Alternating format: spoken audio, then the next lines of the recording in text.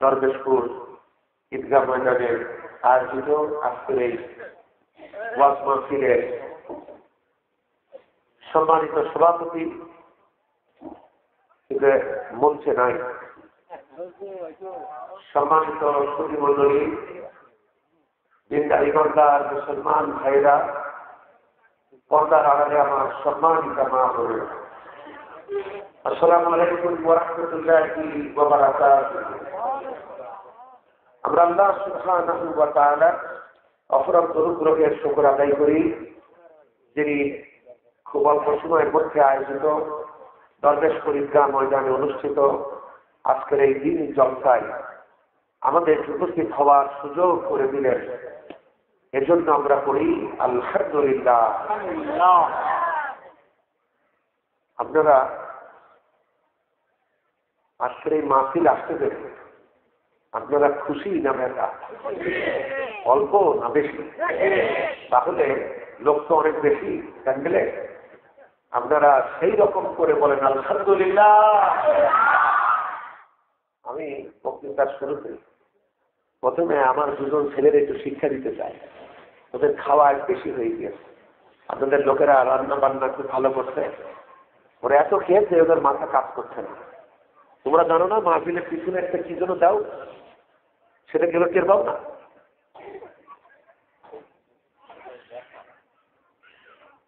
না, আমার একটু সবসময় প্রায় বসে থাকা, তো বসে থাকার কারণে কোমরে ব্যথা হয়, ওই জন্য একটা বালিশ দিতে বলি। কিন্তু আজকে ওদের খাওয়া এত বেশি হয়েছে, সম্ভবত কি খাসির গোশ, গরুর গোশ, মুরগির গোশ, ভাত, রুটি, যেভাবে আর খাসিটা ছিল বড্ড দেখাই না, খাদিমদার এত বেশি করে দিতে ওদের মাথা আর কাজ করছে। আমি বারবার খাদিমদারকে মানা করেছি এত খাইতে দিও না, আর সে জোর করে দিচ্ছে, ওরা খাচ্ছে আরাম করে, ফ্রি পাইছে তো। হ্যাঁ, এজন্য মাথা কাজ করছে না।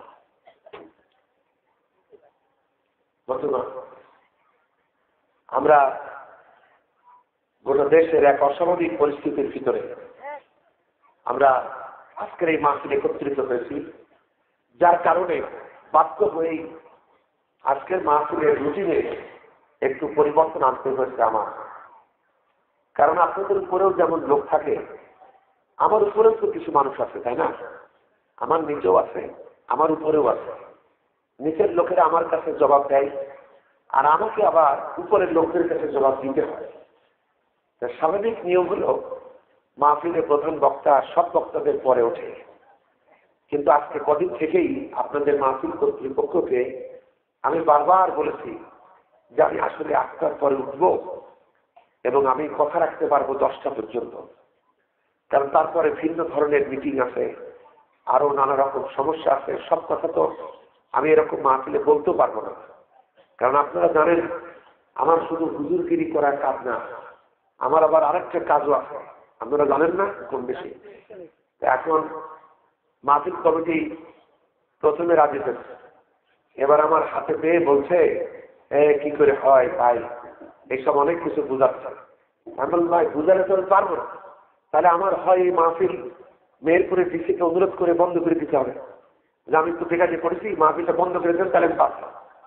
কারণ যে পরিস্থিতি চলতেছে, আমার উপজেলায়ও 6 জন মানুষকে দরবেশ বানানোর জন্য ধরা হয়েছে। 6 জন, আপনাদের দরবেশপুরের লোক ভালো বুঝবেন। এটা এই জন্য বলছি যে আমরা এখানে ওযু গোসল করে যারা এখানে বসেছি, তারা যতটুকু আল্লাহ আল্লাহ করছে, যারা ধরা পড়ছে তার থেকে বেশি আল্লাহ আল্লাহ করছে না। তাদের আত্মীয় স্বজনরা ফোন দেবে যে এখন ফোন বন্ধ করে ফেলেছেন, কারণ এই মাহফিল চলাকালীন আমি এই ফোনগুলা ধরতে পারবো না, ডিস্টার্ব হবে, ফোন আমি বন্ধ করেছি। তারপরে মাহফিল শেষে কেউ যদি আমার বিরুদ্ধেও ষড়যন্ত্র করতে পারে, বলবে উনি এই সব কথাবার্তা বলেছেন, আমাকে আজকের মাহফিলের রেকর্ড তো রাখতে হবে। আমি আমার মতো করে কিন্তু আমার বক্তব্য রেকর্ড হচ্ছে, যাতে কোনো সমস্যায় পড়লে তার চ্যালেঞ্জে আমি জবাব দিতে পারি। কত কিছু খেয়াল রাখতে হচ্ছে। এখন হঠাৎ করে দায় দায়িত্ব কম এসব লোক যদি বলে না না কি করে হয়, আপনি 10টার পরে শুরু করে 8 ঘন্টা দিলেও হবে, নইলে আমরা তো খুশি হতে পারলাম না। আমি বললাম খুশি তো হতে পারবা না, কিন্তু 10টার পরে আমি যদি 8 ঘন্টা বলি তাহলে কি লোকের আসলে খুশি হবে? তাও তো হবে। তোর চাইতে প্রথম থেকেই আমি একটু বেশি কথা বলি, তাহলে তো আমি একটু বেশি কথা শুনাইতে পারবো। আর 10টার পর আধা ঘন্টা বলবো, এতগুলা লোক আসবে, যারা আগে আসবে তারা কি অপরাধ করবে যে তাদেরকে একটা বিরক্ত ধরাবো, ছোট ছোট বাচ্চাদের ঘুম আসবে। আমাদের দেশের ওয়াজের এই সিস্টেমটা পাল্টানো দরকার। এত রাতে আমরা মাহফিল করি, আর এত রাতে শেষ করি, যে যাদের সব থেকে বেশি শোনানো কথা, যে লোকটার নাম ঘোষণা করে করে আগে দেশে দুনিয়ার ডিগ্রি দিয়ে মানুষকে আকৃষ্ট করা হলো, সেই লোকটার বক্তব্যই মানুষের আন্তরিকতার সাথে শুনতে পারে না। তখন বাড়ি আসার ঝোঁক, সারাদিন যারা মাঠে কাজ করে, খেটে খাওয়া মানুষ, তাদের ক্লান্ত লাগে, তাদের দুর্বলতা লাগে। অনেক মহিলারা আছে, তারা তাদের দুষ্ট বাচ্চাকে ঘুম পাড়াবে, বাড়িতে হয়তো রুগী মানুষ থাকতে পারে, রাতের আধারে ফিরে যাবে, তাদেরও নিরাপত্তার প্রশ্ন। এত রাত করে আমাদের এলাকায় মাহফিল হয়, আর আমাদের এলাকায় বক্তাও এ দেশে এত তৈরি হয়েছে যে দাওয়াত একেবারে এক জায়গায় না দিলেও তারা বলবে আমার কাজ দিলে না। মানে এত সমস্যা এখন এখন এই পরিস্থিতি। এখন তারপরও কিছু কিছু ব্যতিক্রম থাকে, এমন এমন কিছু দিন থাকে যখন কিছু রুটিন উল্টা পাল্টাও করতে হয়। কালকে কুষ্টিয়াতে মাহফিল ছিল, সেখানেও আমাকে আগে বক্তব্য দিতে হয়। কুষ্টিয়াতে গিয়ে ওসি সাহেবের সাথে মিটিং করি, সার্বিক পরিস্থিতি ব্যাপারটা জানতে পারি, এরপরে সম্মিলিত সিদ্ধান্ত তাদের উপর চাপাই। কিন্তু যাকে দায় দায়িত্ব নেই তারা বলছে না। আমি যদি তোমার বুদ্ধি মতো চলি, তাহলে তো আমার কেয়ারগিরি করা যাবে না, আমার তো আরো কিছু চিন্তা করতে হবে, আর সব কথা আমি বলতে পারবো না।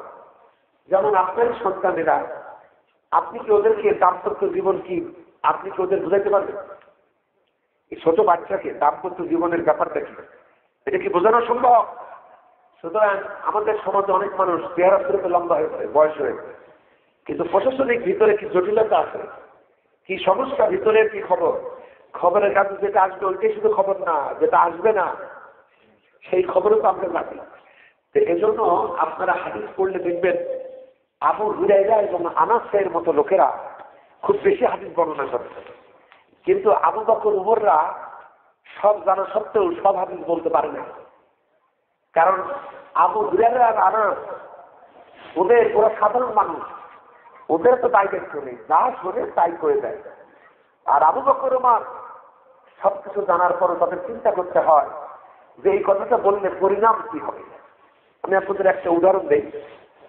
একদিন হযরত আবু হুরায়রা রাদিয়াল্লাহু তাআলা তিনি রসুলের জুতাটা জঙ্গলের ভিতরে নিয়ে হাঁটতেছেন। যেতে যেতে দেখা গেল উমারের সাথে। বলছে, ভাই উমর, বিশাল সুসংবাদ। হযরত উমর বলছে, কি হয়েছে? বলছে, নবীজি বলল যে জীবনে একবার লা ইলাহা ইল্লাল্লাহ বলতে পারে তার জন্য জাহান্নামের আগুন হারাম হয়ে যাবে। কত বড় সুসংবাদ! আমি নবীর কাছ থেকে অনুমতি নিয়ে, তুমি বিশ্বাস করো কিনা, এই জন্য আমি যে নবীর কাছ থেকে আসছি, এই জন্য নবীর দুইটা দেওয়ার কথা নেই, এই জন্য সার্টিফিকেট। আর এই খবর এখন সবাইকে দিতে হবে। আমি এর জন্য বাইরে হয়েছি, তোমারই প্রথম জানো। উমর শুনে খুশি তো হইলই না, চরম এক চড় মেরে দিল আবু হুরায়রার গালে। যত বড় সাহস, তুই এই কথা বলছিস, চল। আবু হুরায়রা বেচারা উমরের চর খেয়ে তোমার বললেন খেলা দেখি। কিন্তু আবু হুরায়রা মিথ্যা কথা কই দিল, সত্য কথাই বলেছে। কিন্তু বন্ধুগণ, সব সত্য সব সময় বলা যায় না। মদিনার সূরাগুলি মদিনায় অবতীর্ণ করা হয়েছে, মক্কার সূরাগুলি মক্কায় নাযিল হয়েছে। মদিনায় যা নাযিল করবো এটা আল্লাহ বলছেন, আল্লাহ আগেই জানেন, নবীর জন্মের আগেই জানেন। কিন্তু নবীজির উপরে মদিনার জীবনের সূরাগুলি মদিনায় নাযিল করা হয়েছে। শীতকালের ওয়াজ গরমকালে করা বোকামি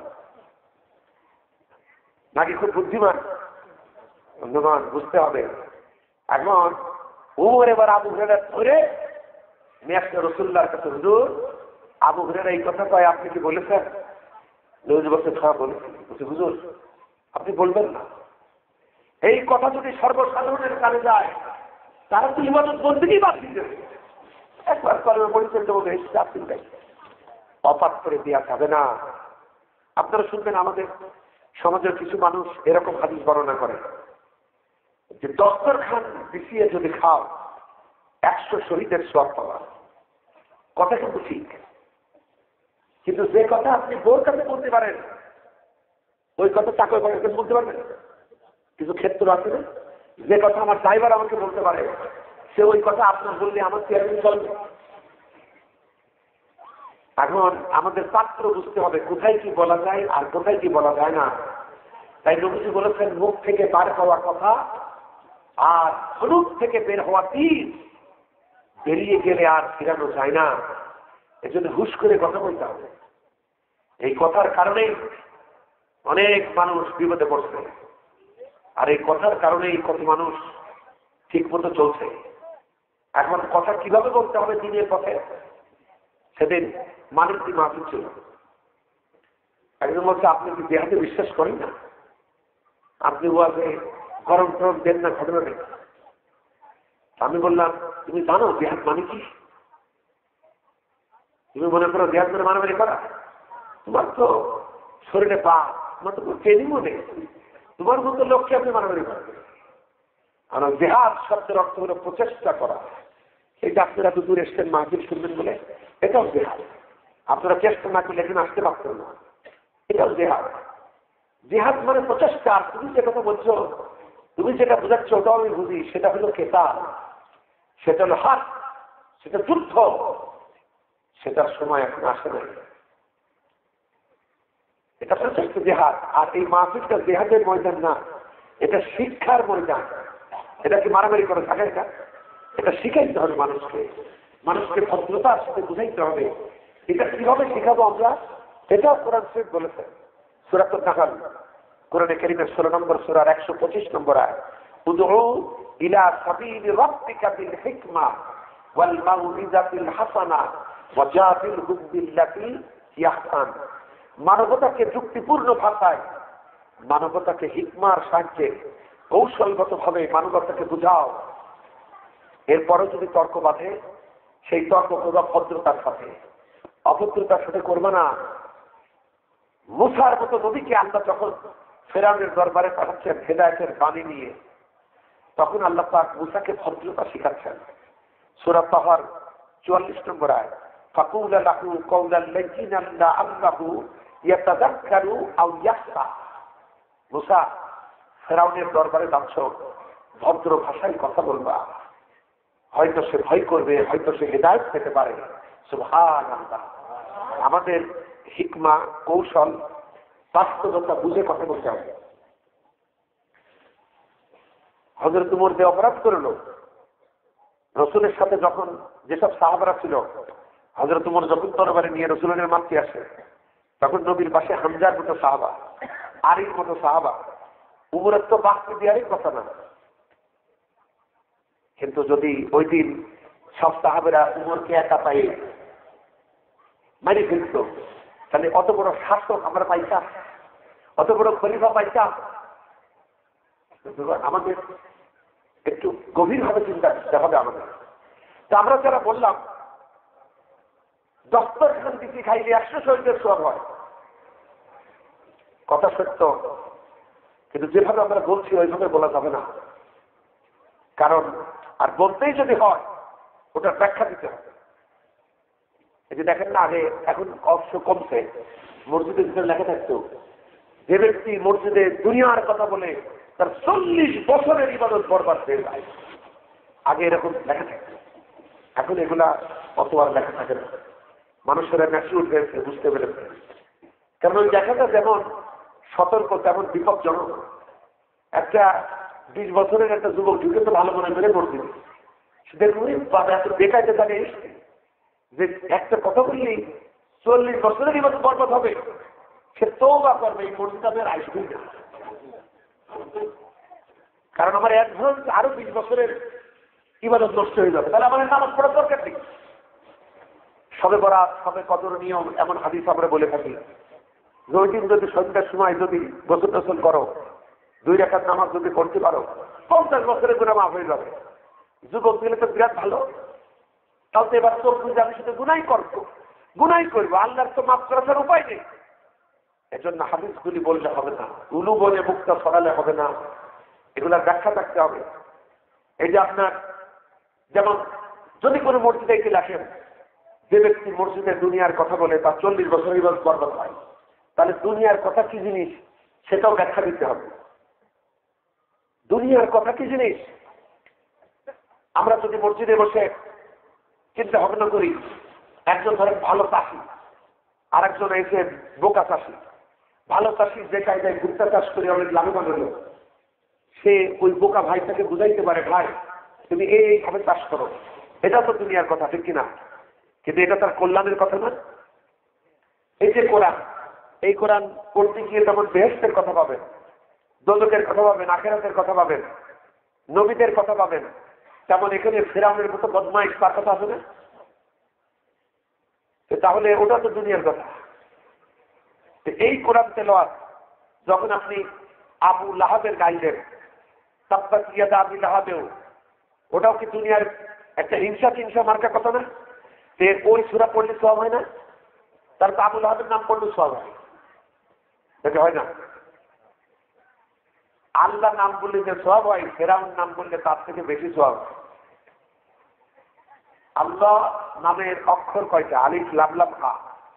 আপনি আল্লাহ বললে 40টা লিখি পাবেন, 10 করে লিখি না, 1040।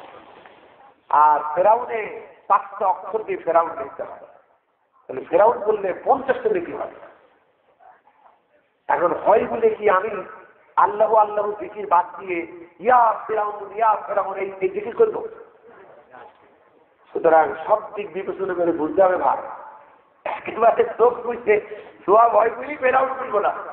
আবার ফেরাউনের সাথে মুসার সংগ্রামের ইতিহাস, সূরা তাহা, সূরা কাসাস, এগুলো তো দুনিয়ার কথা। কিন্তু এই তেলাওয়াত করে মসজিদে হবে না? তাহলে মসজিদে দুনিয়াতে বললে কেমন 40 বছর ইবাদত বরবাদ হয়? তাহলে আমাকে ব্যাখ্যা দিতে হবে, দুনিয়ার কথা মানে সেই কথা যে কথা দ্বারা মানুষের কোনো কল্যাণ হয় না, হাবি জাবি, গল্প গুজব, ইয়ার্কি, ফাতরামি, উল্টাপাল্টা কথা, এই সমস্ত কথাবার্তা বলা যাবে না। কিন্তু সেই দুনিয়ার কথা বলা যাবে যে কথা বললে মানবতা উপকৃত হয়, মানুষের হক আদায়ের কথা, মানুষের কল্যাণের কথা, এটাও বলতে হবে। শুধু ওইটুক লিখে দিলে লোকে বলবে সর্বনাশ, কোনো কথা আর বলবে না, মুখ বুঝে থাকবে, অথবা কোর্ট থেকে দৌড় মারবে। আবার 100 শহীদের সওয়াব হবে, ঠিকই আছে। কিন্তু শুধু যদি আমি বলেন দস্তরখান বিক্রি খালি 100 শহীদের সওয়াব, তাহলে মানুষ তো ওটাও তো বলতে হবে দস্তরখানে হালাল খাবার না হারাম খাবার, এটাও তো বলতে হবে। বন্ধুগণ, আসল ব্যাপার হলো যে যে সুন্নতের প্রচলন নাই এখন, এটা যদি আমরা প্রচলন করতে চাই, যে বা যারা করবে তারা 100 শহীদের সওয়াব পাবে। এর মানে ওই অপ্রচলিত, হারানো, ভুলে যাওয়া সুন্নাতের উপরে আমল করতে হলে এই জামানায় তোমারে 100 বার শাহাদাতের মুখোমুখি হওয়া লাগবে। এই কারণে তুমি 100 শহীদের সওয়াব পাবা, আন্দাজে সওয়াব পাবা, তার তো সুযোগ আমাদেরই বেশি। সাহাবীরা এত মার খেল, বেহেশতে যাইতে হলে তো 1 শহীদের সওয়াব দিয়ে বেহেশতে যাওয়া যায়। আমার 100 শহীদের সওয়াব নিলি আমি আল্লাহ আমার রাখবে দুটা। কিন্তু বিষয়টা বিবেচনা করতে হবে যে নবীজি এই সমস্ত সুসংবাদ কাদের দিয়েছিলেন? আপনার আমার চাইলে এই সুসংবাদ নবীজি দিয়েছিলেন সেই সব সাহাবাদের যে দস্তরখান বিছিয়ে খাও 100 শহীদের সওয়াব পাবো, তো খাওয়াই যুক্ত না ভাই। আমাদের মতো এই যে আপনাদের পান্দা নিয়ে এই মাহফিল কমিটি আপনাদের ফাঁকি ফুঁকি দিয়ে সওয়াবটাও হবে বিরাট, মাহফিল ঘুরে টাকা নিয়ে আমাদের খাওয়া দাদা মানে বাজার করেছে, নিজেরাও খাবে, আমাদের নামে কিনেছে এক দাদা মুরগির গোস্ত, এরপরে ছাগল গরু কিনেছে, আরো কত কি, আরো নাস্তা ছিল, আমি তো প্রথমে খাতে পারবো না, যা পারো দাও। হ্যাঁ, তার কত অনুরোধ, আরো অত নাস্তা আমার এখনো দেখাইনি, নইলে হয়তো আরো কিছু দেখতে পারতাম। বন্ধুগণ, এত খাওয়া সাহাবারা চোখে দেখিনি, ঠিক কিনে বলে। চেয়ারম্যান হওয়ার পর যখন গেলাম বিভিন্ন গ্রামে, লোকেরা রাখবো চমচম, তারপরে আপেল, আঙুর, কারণ তাদের প্রিয় চেয়ারম্যানকে তারা খাবে না, তারা ছুটে এসছে মহব্বতের পাগলরা। আমি বললাম খাবো না, তারা দুঃখ পাইল, কারণ প্রেমিক দিতে পারলেই খুশি, কি বিনিময় পাইলো সেই হিসাব করে না। তো যখন তার এই উপর ঢোল করে, তার এই পূজা, তার এই ভালোবাসা যখন আমি গ্রহণ করছি না, সে তো কষ্টই পাবে। কি দিয়ে আমি তাদের বোঝাবো? তারা তো বড্ড আশা নিয়ে এসছে। আমি তখন বললাম, ভাই আমার এই খাওয়া শেখায়ও না। আমি যদি খাওয়া শিখি সমগ্র আলমডাঙ্গাই খেয়ে হজম করে ফেলবো, ঠিক না? আমাদের তো সবাই খাওয়া শিখায়, পরে আবার আমাদের দোষ দেয় খাওয়া এইসব লোকেরা শিখায় আমাদের। বন্ধুগণ, ওই সাহাবারা 10 টাকার নিচে খাবার খাবে? হা হা, সারা মাসেও নবীর ঘরে চুলায় আগুন জ্বলত না, অত সহজ। সেই সাহাবাদের উদ্দেশ্যে যাদেরকে খুঁজে পাওয়া গেছিল না খেয়ে থাকার ময়দানে, যে সাহাবীদেরকে পাওয়া গিয়েছিল বাতিলের মোকাবেলায় যুদ্ধক্ষেত্রে, তাদেরকে পাওয়া গিয়েছিল সমস্ত পরীক্ষার ময়দানে উত্তীর্ণ, নবী তাদেরকে বিশেষ বোনাস দেবেন না? তাই বলেছিলেন, ও সাহাবারা, যদি এইভাবে দস্তরখান বসে খাইতে পারো, তোমার আল্লাহ 100 শহীদের সওয়াব পাবে। কারণ ওরা তো শহীদ হওয়ার জন্য প্রস্তুত ছিল, আর আমরা পালাবার জন্য প্রস্তুত, ঠিক কিনা বলো? কিছু বলবেন না? কিছু বলবো? আপনি মোবাইলে এত কথা বলে যাবেন, আপনার থেকে আমি ব্যস্ত লোক, আমার মোবাইল বন্ধ। সুতরাং এই বিষয়গুলো বিবেচনা করতে হবে। ওই যে আপনারা জানেন, হাট বাজারে গিয়ে 5 কেজি বেগুন কিনলে 2 বেগুন ফাউ দেয়। ফাউ দেখে যদি বলেন, ভাই এই 2 ফাউ বেগুন তো আমার সকালের নাস্তা হয়ে যাবে, তোমারও 5 কেজি বেগুন আর নিলাম না, তাহলে দেবে? এই 5 কেজি নিচ্ছে বলে ফাউ। যেসব সাহাবাদেরকে নবীজি এই সমস্ত পুরস্কারের কথা বলেছেন, ওরা তো কষ্টের ময়দান থেকে উত্তীর্ণ হয়েছে, পুরস্কারে তো তাদের দেবে, আমি আপনি কি যা ধান্দাবাদ, পেট ভরলে জিন্দাবাদ আমরা। আর আমরা শুধু ওইসব কারবার গুলা আমরা নিজেদের কাজে ব্যবহার করে আমরা আরো অলস হবার চেষ্টা করছি। আপনারা আমার কথা বুঝতে পেরেছেন? সুতরাং আমাদের হিসাব নিকাশ করে বুঝতে হবে কোথায় কি বলতে হয়, সেটা বিবেচনা করে বলতে হবে। তাই হযরত উমরের মতো সাহাবা আবু হুরায়রাকে চড় মেরে নবীর সামনে এসে বলতেন, হুজুর আবু হুরায়রাকে এতখানি লাইসেন্স দেওয়া যাবে না। এইভাবে বললে কত নতুন মুসলমান আছে, কত সুবিধাবাদী আজকে ক্ষমতায় আমরা এসেছি মদিনায়, ক্ষমতায় আসলেও কিছু লোকরা তখন দলে যোগ দেয়। দেখবেন পেপার পত্রিকা করে ক্ষমতায় যারা আছে না, অন্য দল থেকে 100-200 কর্মী ভাগিয়ে একেবারে ফুলের মালা দিয়ে যোগ দেয়। ওরা তো দশরথের ফকির, ওরা তো আমার কষ্টের দিনের সাথী না। ওদের পেছনে আরো গোয়েন্দাগিরি করা দরকার, ওদের পুরস্কার দিলে তো দল থাকবে না। এগুলো বিবেচনা করতে হবে। যাই হোক, আমি এই কথাগুলো এর জন্য বললাম যাতে আপনাদের অভিমান না থাকে, কারণ সবকিছুরই একটা ব্যতিক্রম থাকে। এই ব্যতিক্রম ইসলামেও আছে। আল্লাহ পাক কোন নবীর সাথে কথা বললেন না, কিন্তু মুসার সাথে কথা বলেছেন, তাই এটা ব্যতিক্রম। আমাদের এই এলাকায় মাহফিলের প্রধান লক্ষ্য ওঠে সবার শেষে, আজকে এটা ব্যতিক্রম, আমি আগে উঠছি। কথা কি বুঝতে পেরেছেন? সুতরাং আমি মোনাজাত করবো না, আমি ওই মুখে যেটুকু বলা যায় বলবো। আর আমার পরবর্তী মেহমান, তিনি আমারই আলমগীর উপজেলার নাগরিক, ভালো মানের রশিদ মৌলানা সাহেব, উনি হযরত মৌলানা ইব্রাহিম নুরি, আল্লাহ তার প্রতি রহম করুন, আমরা বলি আমিন। তিনি বক্তব্য দিবেন, যতটুকু আপনাদের ধৈর্য খোলায়, তারপরে তিনি আপনাদের নিয়ে দোয়াও করবেন। আসুন আমি আমার আলোচনা শুরু করতে পারি। আপনাদের এই মাহফিলে আমি চাচ্ছি আপনাদেরকে আমাদের প্রিয় নবী সম্পর্কে বলতে। আপনারা শুনবেন, নবীজির সম্পর্কে শোনেন, যে নবীজির সাথে, যে নবীজির সুপারিশ আমাদের লাগবে, যে নবী আমাদের মুসলমান বানাইছে, যে নবী আমাদের পরিচয়। আমরা সবাই তো আমাদের নামের আগে মোহাম্মদ শব্দটা লিখি, তাই না?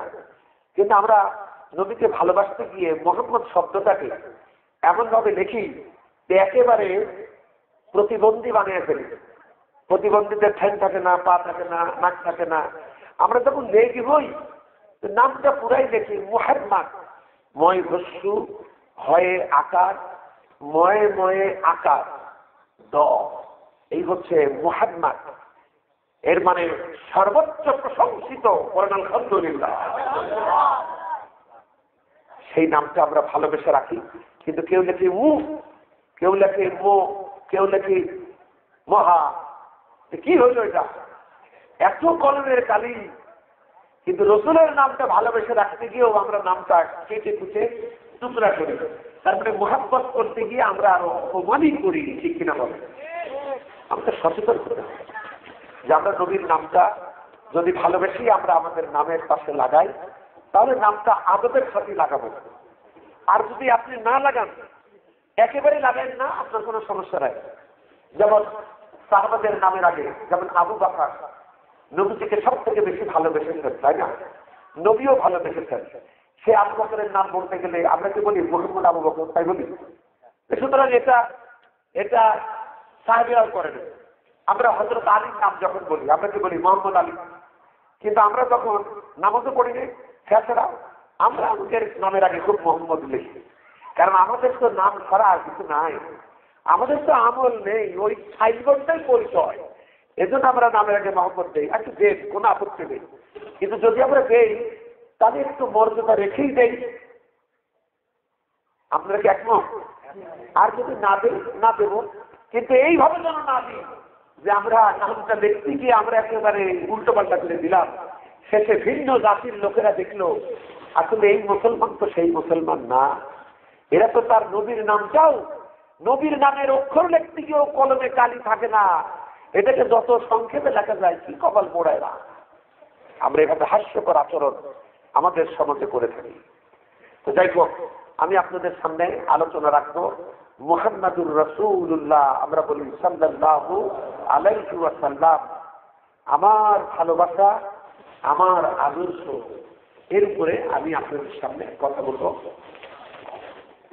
বন্ধুগণ, মুহাম্মদ আমরা বলি সাল্লাল্লাহু আলাইহি ওয়াসাল্লাম, নবীজির দুটি নামের সঙ্গে আমরা সবথেকে বেশি পরিচিত। একটি হচ্ছে মুহাম্মদ, আরেকটি আহমদ।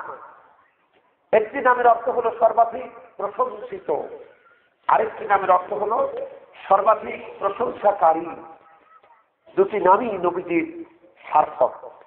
সর্বাধিক প্রশংসিত মানে গোটা সৃষ্টি জগৎ নবীজির বেলায় যত প্রশংসা করেছে, এমনকি আল্লাহ পর্যন্ত নবীর যতখানি প্রশংসা করেছেন, আর কেউ এত প্রশংসা পেয়েছে? সুতরাং তিনি সর্বোচ্চ প্রশংসিত। আর আমরা সবাই মিলে আল্লাহর যত গুণগান গেয়েছি, নবী একাই তার থেকে বেশি গুণগান গেয়েছেন। সুতরাং তিনি সর্বাধিক প্রশংসাকারী। কথা বুঝতে পেরেছেন কিনা? নবীর নাম শতভাগ সার্থক। নবীর এই দুটি নাম কোরআনে কারীমের ভিতরে পাওয়া যায়। আচ্ছা, এখন নবীজি এমন কেন্দ্রীয় চরিত্র, সমস্ত সৃষ্টি লোকের প্রেমের কেন্দ্রীয় চরিত্র, তাকে নিয়েই সবকিছু। কোরআনে আল্লাহ পাক বহু কথা বলেছেন, এইটা করো, ওইটা করো না। কিন্তু আপনি এমন কথা পাবেন যে আমিও করি তোমরাও করো, আমি নামাজ পড়ি তোমরাও নামাজ পড়ো, আমি রোজা রাখি তোমরাও রোজা রাখো, এরকম কথা আছে কোরআন শরীফে? আছে নাকি? থাকলে বলেন আপনি।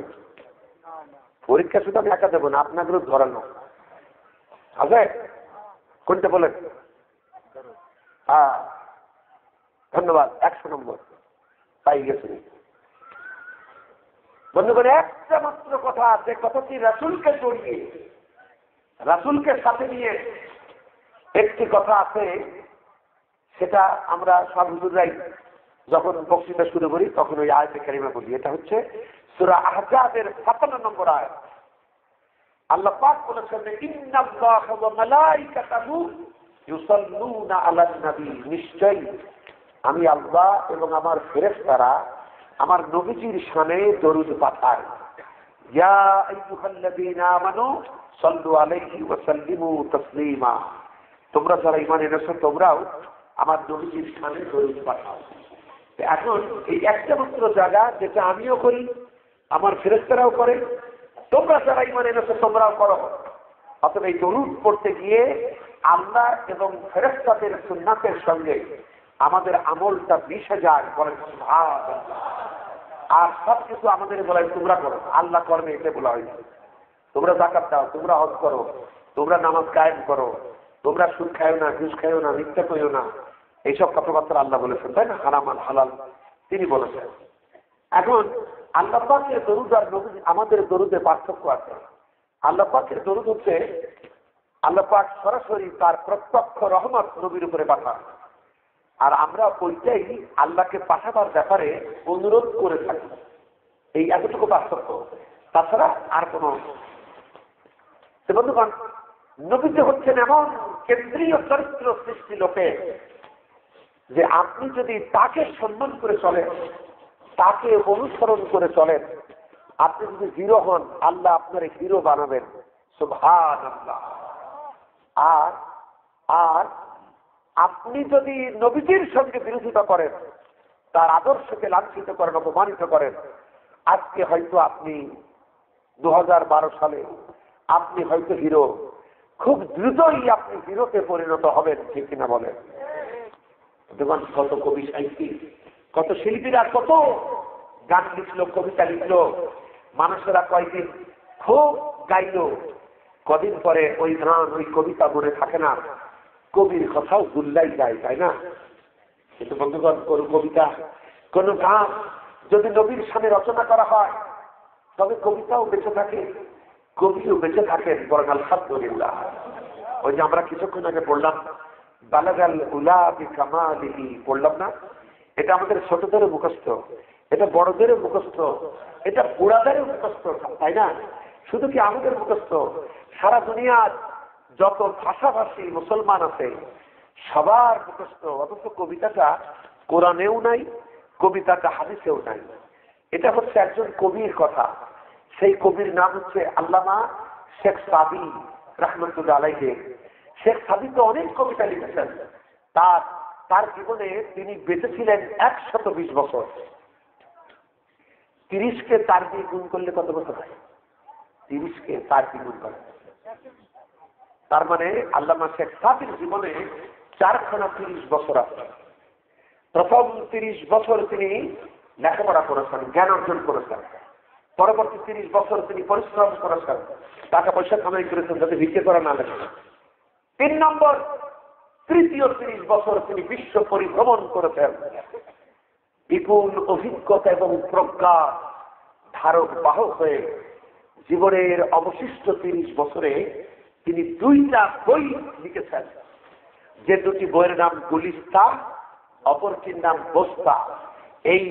এই কিতাব দুটির ভিতরে অসংখ্য ছোট ছোট শিক্ষণীয় কবিতা আছে। সেই কবিতার খবর আলেমরা রাখে, আমরা পাবলিকরা কোনো খবর রাখি না, ঠিক কিনা বলেন? কিন্তু আমরা শুধু সেই কবিতাটার খবর রাখি যে কবিতাটি আমার নবীর সাথে লেগেছে। সুবহানাল্লাহ। এবং এই একটা কবিতার জন্য শেখ সাদির কথা কিয়ামতের আগ পর্যন্ত কেউ ভুলবে না। কেউ বলবে এই কবিতাটা কিভাবে লিখলেন? আমার ভাইরা, আমার মা বোনেরা, আল্লামা শেখ সাদি রাহমাতুল্লাহ আলাইহি জীবনের শেষ ভাগে গিয়ে নবীজির প্রেমে উদ্বুদ্ধ হয়ে তিনি চিন্তা করে করে নবীজির শানে একটা কবিতা লিখতে গেলেন। কবিতার প্রথম 3 লাইন লিখেছেন, চতুর্থ লাইনটা তিনি কোনো মতে মিলাতে পারছিলেন না। তিনি প্রচন্ড পেরেশানির সঙ্গে রাত অতিবাহিত করছিলেন। রাতের গভীরে তাহাজ্জুদের নামাজ আদায় করে কেঁদে কেঁদে রাব্বুল আলামিনের কাছে সাহায্য চাইতেছিলেন। যে রাব্বুল আলামিন, সারা জীবন কত কবিতা লিখলাম, কোনদিন কলম থামলো না। আজকে আমার হৃদয়ের প্রেমের পাত্রটা পুকুর করে ধরে নবীজির শানে একটি ছোট্ট কবিতা লিখতে গেলাম, কিন্তু কবিতার চতুর্থ লাইনটা মিলাতে পারি না। হে রাব্বুল আলামিন, তুমি আমারে সাহায্য করো। এইভাবে রাতের পর রাত অতিবাহিত হচ্ছে। অবশেষে আল্লামা সাদির জীবনে এমন একটি মোবারক রাত গেল। রাতের আধারে কেঁদে কেঁদে মুনাজাত করে করে অবশেষে যাই নামাজে আল্লাহর নবী কবি ঘুমিয়ে পড়েছেন।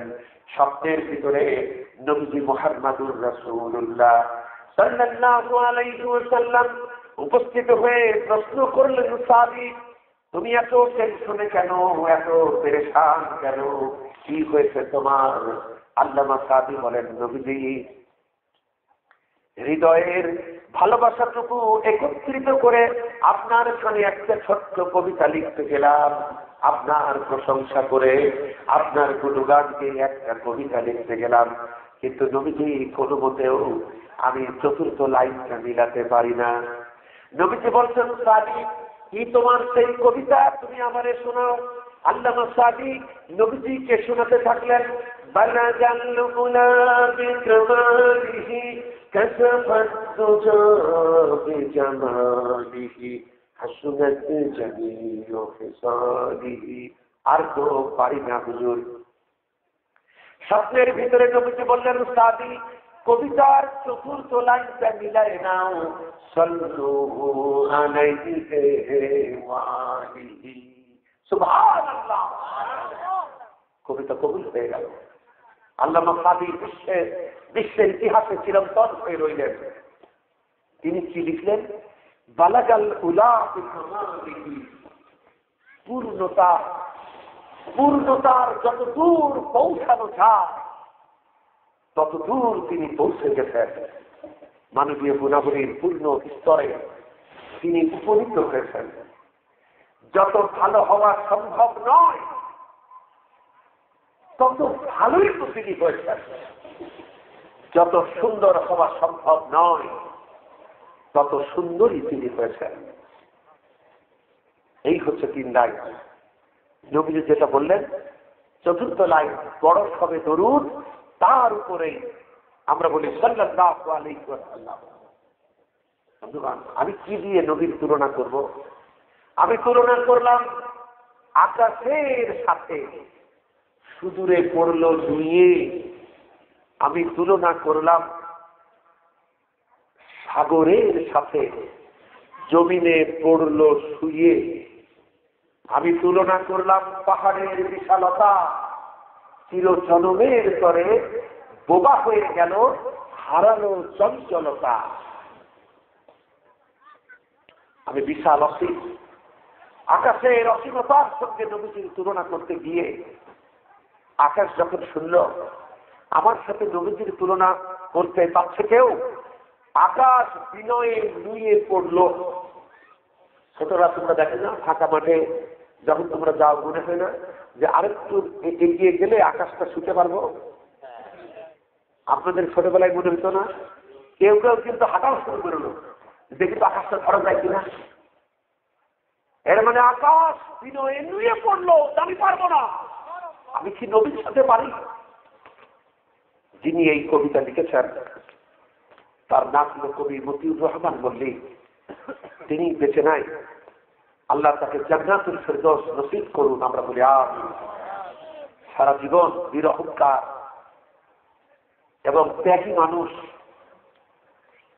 এই মানুষটি অভিমানী মানুষ চলে গিয়েছেন আল্লাহর কাছে। বন্ধুগণ, আমি তুলনা করলাম বিশাল বিশাল সাগরের পক্ষের সঙ্গে। সাগর মহাসাগররা বললো আমরা পারবো না। সাগর বিনয়ে জমিনের সঙ্গে শুয়ে পড়লো। আমি তুলনা করলাম গোটা দুনিয়ার বিশাল বিশাল পর্বতের সঙ্গে, পাহাড়ের সঙ্গে। পাহাড় শোনা মাত্রই স্তব্ধ বিস্ময়ে নির্বাক হয়ে গেল, বোকা হয়ে গেল, বোবা হয়ে গেল, আজ পারবো না, সে তার ভাষা হারিয়ে ফেলল। অর্থাৎ নবীর সঙ্গে একজনের তুলনা হয়, সেটা হচ্ছে তিনি নিজে। সুবহানাল্লাহ। তুমি যে তোমার তুলনা, কিনা বলুন? বন্ধুগণ, আমরা সেই রাহমাতুল লিল আলামিনের উম্মতের ভিতরে শামিল হতে পেরেছি। কোনদিন তো চাই নাই, কিন্তু হয়ে গেছি। আর নবীরা কেউ পাই নাই। দুনিয়ার সমস্ত নবীরা আল্লাহ রাব্বুল আলামিনের কাছে দোয়া করেছিলেন, রব্বুল আলামিন তুমি আমাদেরকে নবী করে ধন্য করেছ, কিন্তু যদি তুমি আমাদেরকে নবী না বানিয়ে আখিরি জামানার পয়গম্বর জনাব মুহাম্মদুর রাসূলুল্লাহ সাল্লাল্লাহু আলাইহি ওয়াসাল্লামের উম্মতের ভিতরে শামিল করে দিতে, তাহলে জীবনটা আরো ধন্য হয়ে যেত। সুবহানাল্লাহ পড়ে। বন্ধুগণ, সেই নবী বলছিলাম আমি আলোচনা করব মুহাম্মাদুর রাসূলুল্লাহ, আমরা পড়ি সাল্লাল্লাহু আলাইহি ওয়াসাল্লাম। আমার ভালোবাসা, আমার আদর্শ। আপনার মন দিয়ে শুনছেন? মুসলমান খেয়াল করুন, ভালোবাসা নবীজির প্রতি আমাদের ঈমান আছে না? আমরা কেন ঈমান আনি? এই ঈমান দ্বারা আমরা উপকৃত হতে চাই নাকি ক্ষতিগ্রস্ত হতে চাই? উপকারটা কি? উপকারটা হচ্ছে দুনিয়াতে নবীকে ভালোবেসে বিশ্বাস করে তার আদর্শের অনুসারী হয়ে আমরা দুনিয়াতে শান্তি পেতে চাই। আর পরকালের উপকারটা কি? কিয়ামতে, আদালতে, আখিরাতে নবীজির সুপারিশ নিয়ে আল্লাহর জান্নাতে যেতে চাই, ঠিক কিনা বলে? কিন্তু সব ঈমান কাজে লাগে না। সব টাকা কাজে লাগে? টাকা যদি জাল হয়, জাল টাকা কাজে লাগে, ওটা আপনার বিপদের কারণ হইতে পারে। সব ঈমান কাজে লাগে না। ঈমানের ভিতরে ভেজাল আছে না। কোরআনে কারীমে সূরাতুল বাকারা আয়াত কারিমা ওয়ামিনান নাসি মান ইয়াকুলু আমান্না বিল্লাহি ওয়া বিল ইয়াউমিল আখির ওয়া মা হুম বিমুমিনিন। মানুষের ভিতরে এমন কত মানুষ আছে যারা মুখে বলে আল্লাহ এবং আখিরাতের উপরে আমাদের ঈমান আছে, কিন্তু আল্লাহ বলছেন ওদের ঈমান নাই, ওরা বেঈমান, ওদের ঈমান আল্লাহ গ্রহণ করে নাই। ঈমান ঈমান বলো রাখছি, ঈমান কি এত সোজা? ঈমানদার হয়ে কেহ কি বহে শয়তানি বোঝা? শোনমিত্র, এ দুনিয়ায় পূর্ণচার ঈমান, শক্তিধর সে তলাইতে পারে ইঙ্গিতে আসমান। ফল বহিয়াছে পাউনিক রস, হাইরে ফলের ঝুড়ি, লক্ষ বছর ঝর্ণায় ডুবে রস পাই না কোন নুড়ি। ঈমান, নবীজির প্রতি যে ঈমান আল্লাহর কাছে পছন্দনীয় হবে, নবীও আমাদের পছন্দ করবেন, উম্মাহ হিসেবে আমরা তার কাজে কামে লাগবো, আমরা উপকৃত হব, ইসলাম উপকৃত হবে। সেই নবীর প্রতি ঈমানের দুইটা অংশ। কয়টা বলুন? ওয়াজ মুখস্থ করা লাগবে, মনে রাখতে হবে, ভুলে গেলে হবে না। দুইটা শর্ত, এই দুটি শর্ত আমি বানাইনি। লা ইউমিনু আহাদুকুম হাত্তা আকুনা হাব্বা ইলাইহি মিন ওয়ালাদিহি ওয়া ওয়ালিদিহি ওয়ান নাসি আজমাইন। তোমাদের কেউ ঈমানদার হতে পারবে না।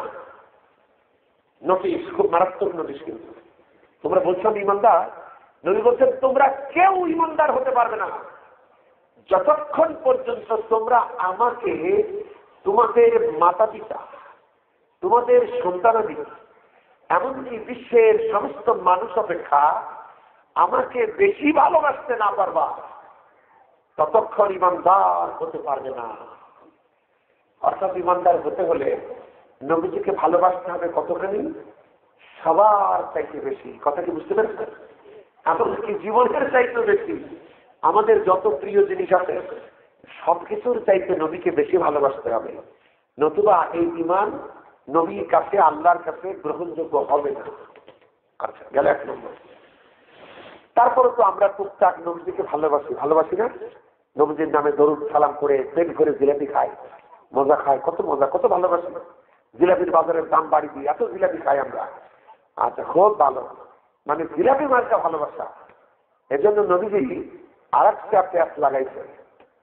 নবীজি আমাদের চাইতে বোকা না বুদ্ধিমান? আল্লাহ তাকে দান করেছেন, আলহামদুলিল্লাহ। এবার আরেকটি হাদিস, মিশকাতুল মাসাবিহ প্রথম খণ্ড, হাদিস নাম্বার 160। হাদিসটি বর্ণনা করেছেন হযরতে আব্দুল ইবনে আমর রাদিয়াল্লাহু তাআলা আনহু। তিনি নবীজি থেকে বলছেন, লা ইউমিনু আহাদুকুম হাত্তা ইয়াকুনা হাওয়াহু তাবাআন লিমা জিতু বিহি। দোষটা পান না আপনার, আপনি ফোন বন্ধ করেননি, সে তো আর জানে না আপনি এখানে মঞ্চে বসে আছেন। নবীজি বলেন তোমাদের কেউ ঈমানদার হতে পারবে না যতক্ষণ তোমরা আমি আল্লাহর পক্ষ থেকে যেটা নিয়ে এসেছি এটার অনুসরণ না করবে, এটার আনুগত্য না করবে, ততক্ষণ তোমরা ঈমানদার হতে পারবে না। প্রথম হাদিসটা কিছুটা মজার ছিল, সে ভালোবাসলেই, কিন্তু ধোয়া প্রেমিত তো হয়। পরের হাদিসটা প্যাস লাগলো। আমাদের বহু মুসলমান এমন আছে যারা বলে হুজুর ওয়াজ শুনতে খুব ভালোই লাগবে, কিন্তু মানতেই ভালো লাগবে না। এবার প্যাস লেগে গেল যে যতক্ষণ এইটা হলো নবীর জীবন্ত আদর্শ, নবীজি এই কিতাবটার সকল দিক ও বিভাগে আমল করেছেন, ঠিক কিনা বলে, তিনি পরিপূর্ণ মেনে চলেছেন এটাকে। এটাই হচ্ছে নবীজির জীবন্ত আদর্শ। এটা কেমনে মানতে হয় নবী সারা জীবন ধরে আমাদেরকে দেখিয়েছেন। বিশ্ব মানবতার সামনে তিনি এই ছবি তুলে ধরেছেন। এই কোরআনই তো তার জীবন্ত আদর্শ। কোরআন হচ্ছে একটা স্ক্রিপ্ট, নাটকে যেমন লেখা হয় এটা নাটক, আর এইটির উপরে মূল অভিনেতা, মূল নায়ক, এটার উপরে মূল রোল মডেল হচ্ছেন মুহাম্মদুর রাসূলুল্লাহ সাল্লাল্লাহু আলাইহি ওয়াসাল্লাম। দূরে থাকা কিছু সাহাবারা নবীজির স্ত্রী হযরত আয়েশার কাছে এসেছিল। ওই সাহাবীরা খুব বুদ্ধিমান ছিল, কারণ তারা বুঝেছে যাত্রার কথা শুনলে হবে না, নবীর বউরা জানে নবী আসলে ভালো না খারাপ। আমি আর আপনি খুব হুজুর সাহেব এখানে এসে বসেছি, মনে হচ্ছে আমাদের দ্বারা মানুষের শুধু উপকারী হয়, কারো আমরা ক্ষতি করিনি, কিন্তু আমরা কত বড় বর এটা আমাদের বউ জানে না। আপনি কোনো মতেই বোর কাছে দুটা জিনিস লুকাতে পারবেন না, একটা হলো ভালোবাসা আর একটা ঘৃণা। আপনি কিরাম বদমেজাজি আর কতটুকু মনটা আপনার কতটুকু মনে দিলে রহমত আছে, এটা বোর কাছে লুকানো যাবে না। সুতরাং ওই সাহাবারা চিন্তা করেছে নবীর প্রতি ঈমান রাখছি, নবী লোকটা আসলে কেমন এটা জানবার জন্য হযরত আয়েশা সিদ্দিকা রাদিয়াল্লাহু তাআলা আনহার কাছে যায়। আমার ভাইরা, আল আদাবুল মুফরাদ ইমাম বুখারীর আলাদা সংকলিত হাদিস গ্রন্থ 309 নম্বর হাদিস। সাহাবারা এসে হযরত আয়েশা সিদ্দিকা রাদিয়াল্লাহু তাআলা আনহার কাছে প্রশ্ন করলো, আম্মা জান, আপনি তো নবীজির সাথে থাকেন, রাতেও থাকেন, দিনেও থাকেন, আমরা সব দূরে থাকা সাহাবা, নবীজির চরিত্রটা কেমন আপনি কি আমাদেরকে বলবেন? হযরত আয়েশা প্রশ্ন করলেন, ও আবার নবীর সাহাবা, তোমরা কি কোরআন পড়ো নাই? তারা বলল, হ্যাঁ আমরা তো কোরআন পড়েছি। হযরত আয়েশা বলেন, কোরআন যদি পড়ে থাকো তাহলে নবীর চরিত্র জানবার জন্য আমার কাছে কেন এলে? কোরআনে যা পড়েছো এই কোরআনের জীবন্ত চলচ্চিত্র দেখতে যদি চাও, নবীর আসল চরিত্র যদি বুঝতে চাও তাহলে কোরআনের দিকে তাকাও। বলেন সুবহানাল্লাহ। আয়েশা বললেন, কানা খুলুকুহুল কুরআন, এই কোরআন তার চরিত্র। বলেন সুবহানাল্লাহ। গোটা দুনিয়াতে নবীর অসংখ্য জীবনী আছে, ওই জীবনের ভিতরেও ঐতিহাসিকদের বর্ণনার ভিতরে মতভেদ আছে। কেউ বলেছে নবী জন্মাইছে 9 তারিখ, কেউ বলেছে 12 তারিখ, কেউ কম বেশি করছে, কিন্তু তার মানে মতভেদ আছে বর্ণনায়। যত জীবনী আপনারা কেনেন, কিন্তু এইটি মাত্র সেই জীবনী যাতে কোনো সন্দেহ নাই। বলেন সুবহানাল্লাহ। কোরআন থেকে এই নবীজিকে চিনতে হবে। সুতরাং নবীজি বলছেন, তোমাদের কেউ ইমানদার হতে পারবে না যতক্ষণ আমি আল্লাহর পক্ষ থেকে যা নিয়ে এসেছি তোমরা এটা অনুসারী না হবা, ইমানদার হতে পারবে না। আচ্ছা, তাহলে হাদিস দুটি কি একে অপরের বিরোধী?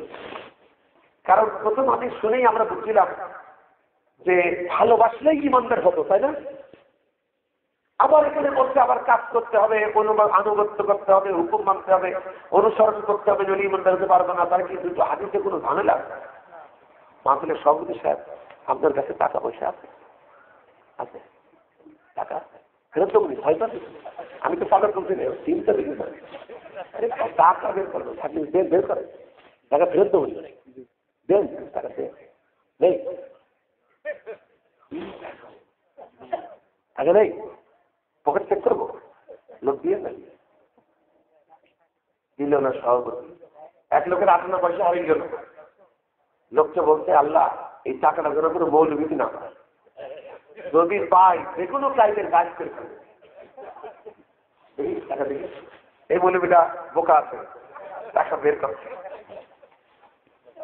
বড় দেখে দাও ফেরত দেবো, তবু তুমি ছোট দিবা কেন? আর এতগুলা সাক্ষী, দুই একটা সাক্ষী। আচ্ছা এই যে কত টাকার নোট? এদিকে লেখা আছে 100, এদিকে একটা ছবি আছে জাতীয় স্মৃতিসৌধের ছবি ফিল্মারা, আর আছে 100 টাকা। আচ্ছা এইদিকেও লেখা আছে 100 টাকা, আর এই পাশে আছে বঙ্গবন্ধু ব্রিজ ফিল্ম। আচ্ছা এদিকেও 100 এদিকে 100, তাহলে এটা কত টাকা? এইটা 200 টাকা হবে না? দুই দিকে লেখা 100 100, তাহলে 100 100 মিলেই 100। মুহাব্বতের ইমান আর আনুগত্যের ইমান, দুটি হাতে শুনলাম না? ওই দুই ইমান মিলেই ইমান, বলেন আলহামদুলিল্লাহ। আচ্ছা একদিকে আছে বঙ্গবন্ধু ব্রিজ, আর একদিকে আছে জাতীয় স্মৃতিসৌধ। আচ্ছা ধরেন এদিকে আরো আছে 60 গম্বুজ মসজিদও আছে। আচ্ছা ধরেন এদিকে সব আছে, 100 লেখা আছে, আর এইদিকে কিছু নাই, একেবারে সাদা, তাহলে এটার দাম কত হবে? 50 টাকা হবে না? এটা হবে 0। একবার অরিজিনাল কথা। এদিকে আবার একজন 100 টাকা দিচ্ছে, সে বুঝেছে 100 টাকা হবে। মিয়া একটু সিরা হলে দিতে পাও না, আর এদিকে সাদা, উনি কয় 100 টাকা দাম। কত ভালো মানুষ। একদিকে 100 আছে, ছবি আছে, আর একদিকে কিচ্ছু নাই, এর জন্য এটা জাল, এটা 0, ঠিক কিনা বলুন? আমাদের একমত তো? একদিকে ইমানি মুদ্রা, আর একদিকে মুহাব্বতের সিল, জিলাপি মার্কা মুহাব্বতের সিল, আর একদিকে আনুগত্যের সিল নাই, ওই ইমানের দাম নাই। কথা বুঝেছেন কিনা? এই যে সাক্ষীরা টাকা ফেরত দিলাম, লোকটা দাম, আপনি টাকা বের করতে পারবেন না।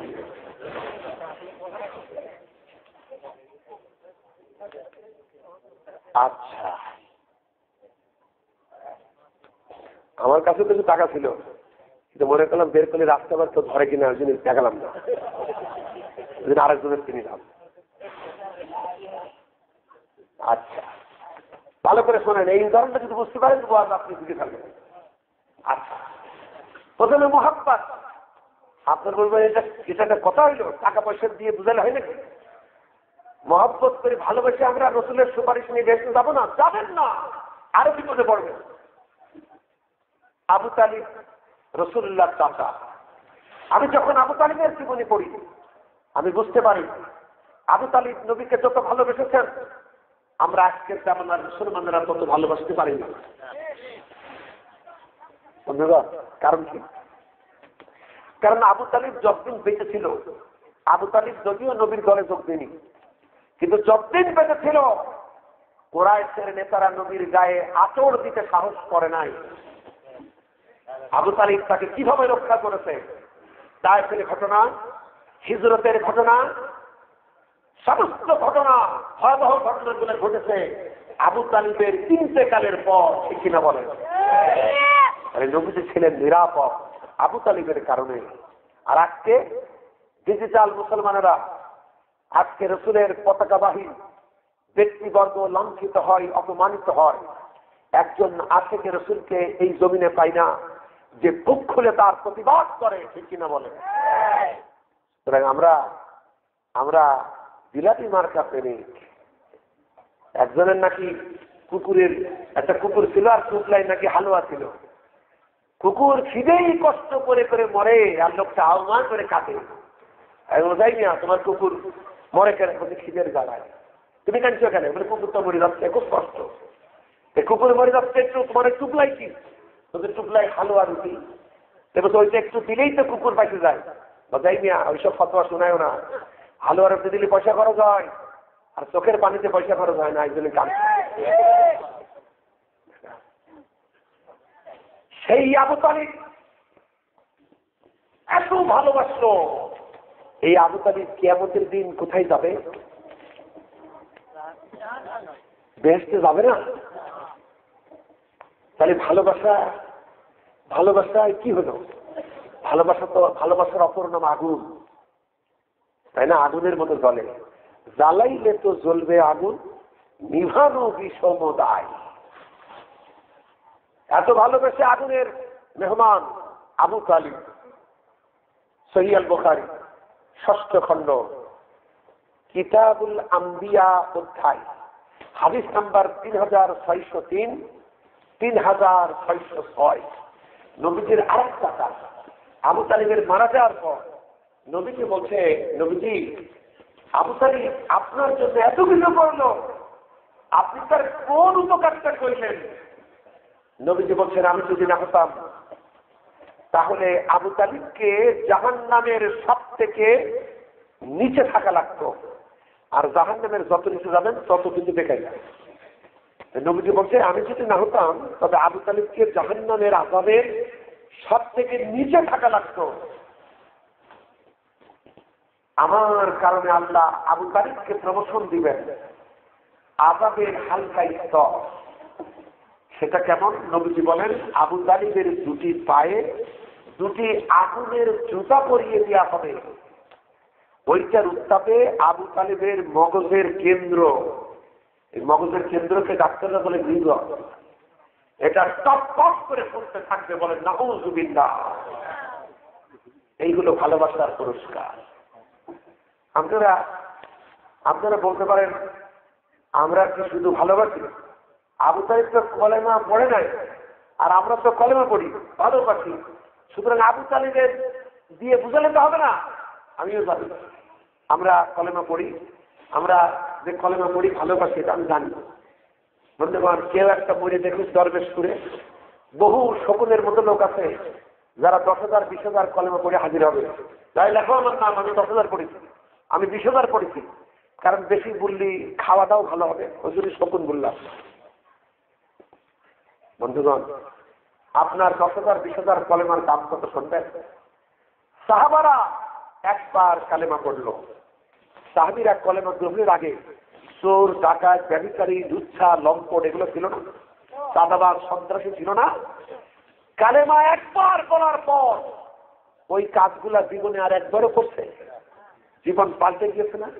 এক কলেমার কি মারাত্মক মেডিসিন! চরিত্রের সমস্ত রোগ ভালো হয়ে গেছে এক কালেমায়। যারা মানুষের টাকা পয়সা কেড়ে খাইতো, ওরা কলেমার ধাক্কায় ওরাই নিজেদের কষ্টের ইনকামের টাকা সদকার আকারে, যাকাতের আকারে, ফিতরার আকারে, দানের আকারে মানুষের বাড়িতে বাড়িতে বিলালো। সুবহানাল্লাহ। যারা নারীদের ইজ্জতকে ধ্বংস করত, তারাই নারীর সতীত্বের পাহারাদার হলো। যারা ছিল ডাকাত, তারাই হলো জমিনের পাহারাদার। বলেন আলহামদুলিল্লাহ। একটা কালেমা তাদের জীবনকে সম্পূর্ণ পাল্টে দিল। তাহলে কালেমা পড়ার আগে যে দল করত, তাদের লিডার ছিল আবু জেহেল, আবু লাহাব। কালেমা গ্রহণ করার পর ওই দলে আর গেছে, ওই দলের বিপরীত নেতারে গ্রহণ করেছে, তাই না? আর আমরা যারা 10,000 20,000 কালেমা পড়লাম, কলেমা পড়ার আগুন যেমন সিট, বাটপার, মিথ্যাবাদী, ওজনে কম দিয়া, অন্যের আইস খেলা, মানুষের সর্বনাশ করার চিন্তা করতাম, 10,000 20,000 কালেমা এক্সপাইরি ডেটের ওষুধের মতো হয়ে গেল, আমাদের কোনো কাজে লাগলো না। ঠিক কিনা বলে? সুতরাং ওই ভেজাল কালেমা, ভেজাল মোহাব্বত। আচ্ছা, তারপরও যারাই এই চিন্তা করেছেন যে আমরা তো কালেমা পড়ি, আমরা ভালোবাসি, তাদেরকে আমি কালেমা বলে একটা মডেল দেখাই আপনাদের। এবার দেখেন আপনার এই কলেমা উপকার হলো না ক্ষতি হলো। নবীজির মদিনার সাহাবা নাম হচ্ছে বিশর, সুখের দিনের সাহাবা। ক্ষমতায় যখন ছিল তখন বসন্তের কোকিল হয়ে যোগ দিল। সেই বিশর এক ইহুদির কাছ থেকে টাকা ধার করছিল। ইহুদি চায়ে হালখাতা করেও টাকা পরিশোধ করে না, কিন্তু ইহুদি গরম দিতেও পারে না, কারণ ইহুদি হলো বিরোধী দলের লোক, আর বিশর হলো সরকারি দলের ক্যাডার। মদিনার সরকারকে নবীজি, তাই না? ও তো নবীজির দলের লোক। ও আর ইহুদিরা হলো সংখ্যা লঘু, ও বিরোধী দলের লোক, ওর টাকা সে শোধ দেয়। তোর টাকা নিয়েছি, এই তো তোর কপাল, আবার সত্য তো কেন?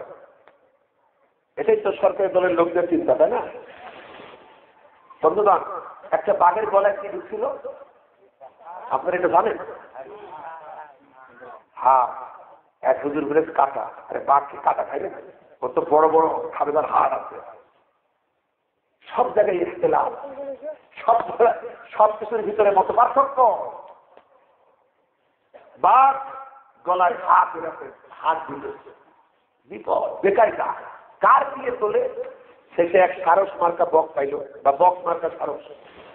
বলতে, সারস ভাই, আমার এই হাতে তুল দিস, তো কি লাভ আমার?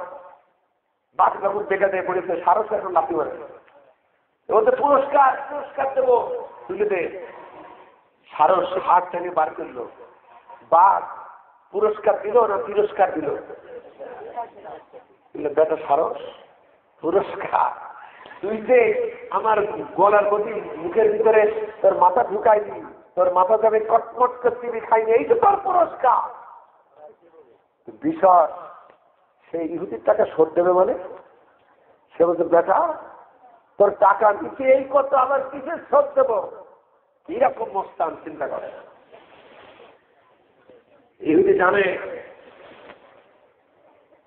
আমি ইহুদি হইতে পারি, কিন্তু সত্যের পক্ষে যিনি আছেন তিনি হচ্ছেন মুহাম্মদ, আমরা বলি সাল্লাল্লাহু আলাইহি ওয়াসাল্লাম।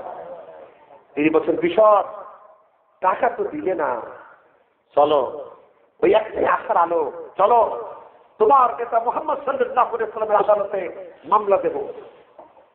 বিষয় এবার একটু দুর্বল হয়ে গেল। যখন লিডারের কথা শুনেছে, দুর্বল হবে।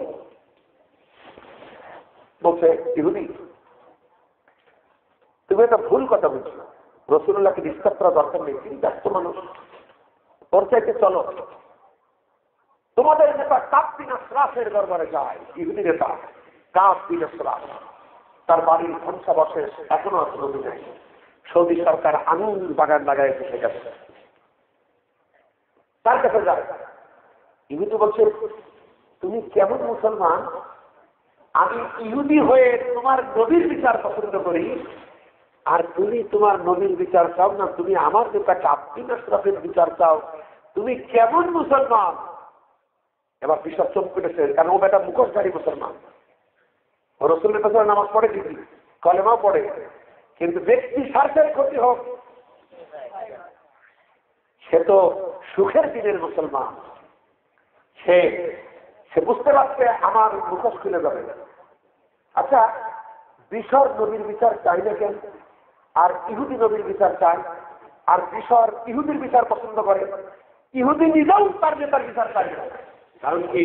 কারণ হলো বিশ্বর জানে আমি মুসলমান হলে কি হবে, নবীর দরবারে ঘুষ টুস চলে না।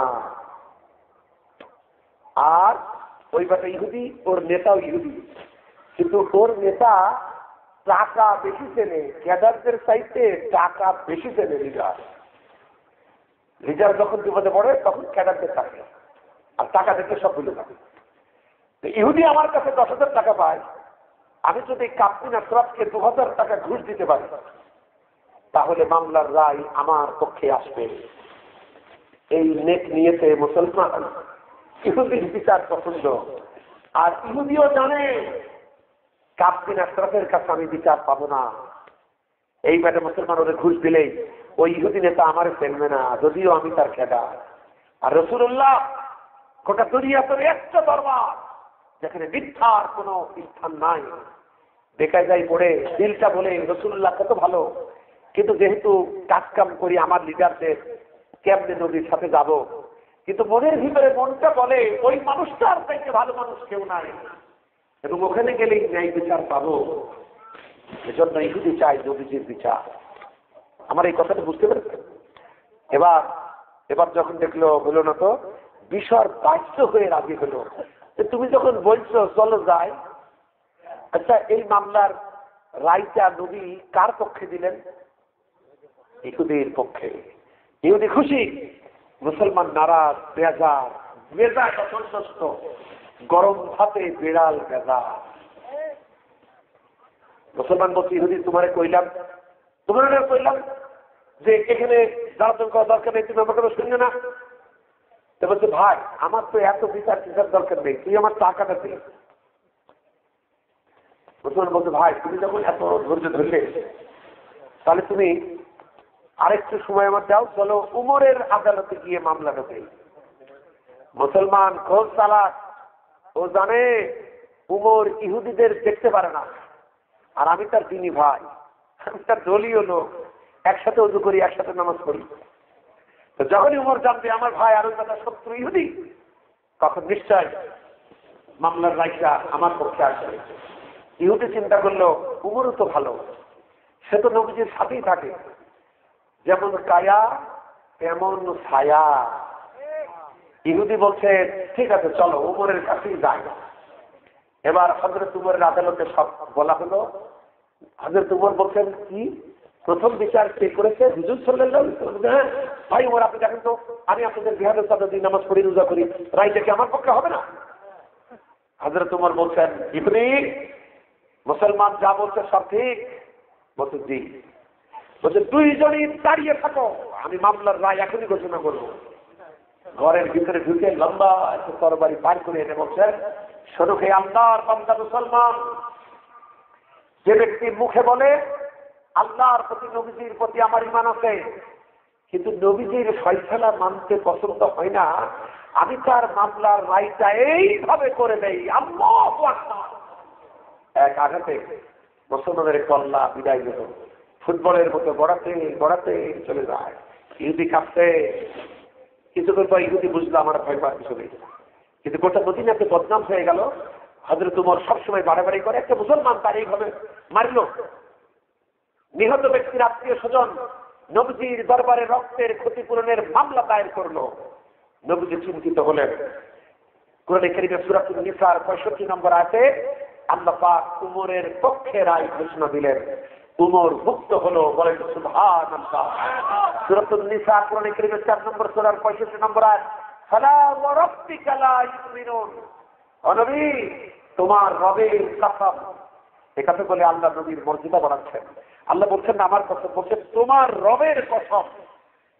এ কথার মাধ্যমে দুনিয়াবাসীকে বুঝাচ্ছেন এটা যেমন তেমন নবী নন, আমি কিন্তু তার রব, তার ফয়সালা আমি আল্লাহর ফয়সালা।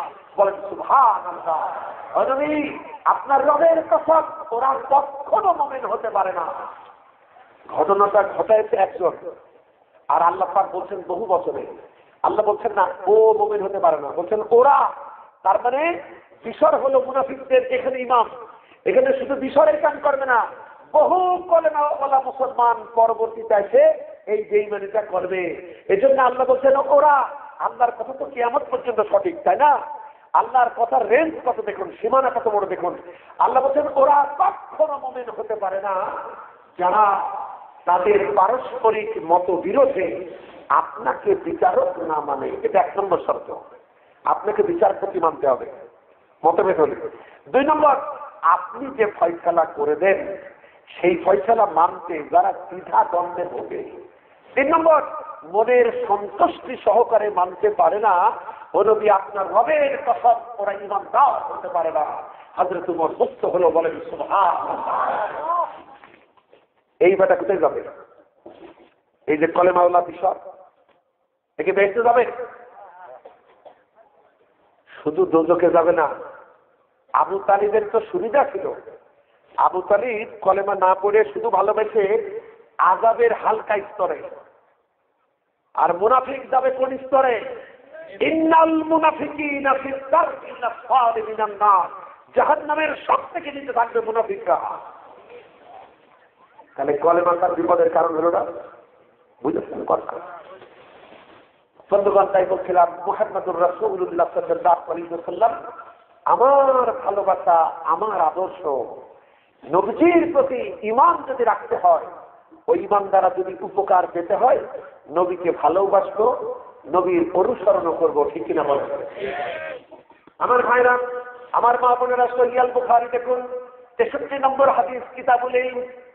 গ্রাম দেশ থেকে নবীজির কাছে এক গ্রাম্য সাহাবা এসেছিলেন। এসে সাহাবীদের জামাতের ভিতরে ঢুকলেন, ঢুকে নবীজিকে প্রশ্ন করতে থাকলেন, নবীজি তাওহীদ কি জিনিস? রিসালাত কি জিনিস, আখিরাত কি জিনিস, নামাজ রোজা হজ যাকাতের ব্যাপারে ইসলামের পরিচয়টা আপনি মেহেরবানি করে আমাকে শোনান। নবীজি একের পর এক তাকে ইসলামের ব্যাপারটা বোঝালো। এই সাহাবীর নামটা কি? কোন সাহাবা তার নাম বর্ণনা করতে পারে নাই। এতে বোঝা যায় এমন কোন আহামরি নাম করা কোন সাহাবী ওই ব্যক্তি ছিলেন না। তিনি ছিলেন ব্রাহ্ম একজন সাহাবী বেদুইন। ইসলাম খাওয়া থেকে ইসলামের দাওয়াত হওয়ার পর, অর্থাৎ সাহাবীদের থেকে দাওয়াত হওয়ার পর তিনি মদিনায় ছুটে এসেছিলেন নবীজির কাছে সরাসরি ইসলাম শিখবেন বলে। নবীজিকে যখন সমস্ত প্রশ্ন করা হলো, নবীজি এক এক করে খুলে খুলে ওই বেদুইন গ্রাম্য সাহাবীকে ইসলামের ব্যাপারটা শোনালেন।